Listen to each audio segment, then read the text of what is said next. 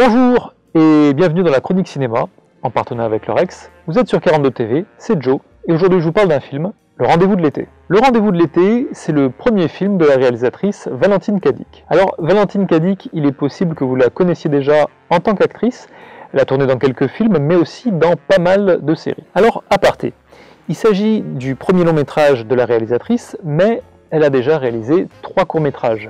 Alors, pourquoi je vous en parle? Parce que les courts-métrages ont des points communs entre eux et aussi avec le long-métrage. Alors, soyez attentifs quand je vais les énoncer, regardez bien les affiches. Vous êtes prêts? Omaha Beach, en 2020. Les grandes vacances, en 2022. La saisonnière, en 2023. Alors à chaque fois, vous avez une jeune femme, de dos, face à un paysage, ou plus exactement, face à un événement. Une reconstitution historique, les grandes vacances, la saison des sports d'hiver, etc. Alors je regrette presque qu'ils n'aient pas repris le même concept pour l'affiche du Rendez-vous de l'été, mais j'imagine que quand tu fais un film pour le cinéma, tu as moins de liberté que quand tu fais des courts-métrages autoproduits. Bon, en tout cas, c'est ça le propos de Valentine Cadic. C'est une invitation à suivre un personnage. C'est une exploration de comment des événements, parfois de très grande ampleur, impactent la vie des gens, alors que ceux-ci sont même pas forcément acteurs des événements, ni même participants. Mais Joe, il parle de quoi ton film à la fin? J'y viens. Alors, c'est l'histoire de Blandine qui se rend à Paris à l'occasion des JO de 2024 pour voir une compétition de natation de Beryl Gastaldello. Je vais t'expliquer qui c'est. Retrouver sa demi-sœur et rencontrer sa nièce de 10 ans qu'elle n'a jamais vue. Incise pour te préciser que Blandine est interprétée par Blandine Madec dans le film, qui interprétait déjà le personnage de Blandine dans Les Grandes Vacances.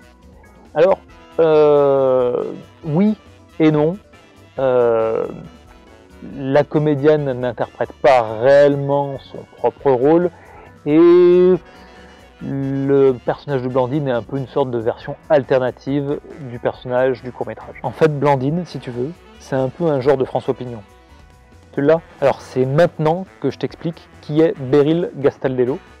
Beryl Gastaldello, c'est une nageuse française avec des médailles et tout. Mais on s'en fout des médailles parce que ce qui compte aux yeux de Blandine, c'est le courage et la résilience de Beryl. En effet, Beryl fait partie des rares athlètes français à s'être exprimé publiquement au sujet de sa dépression et de ses troubles anxieux.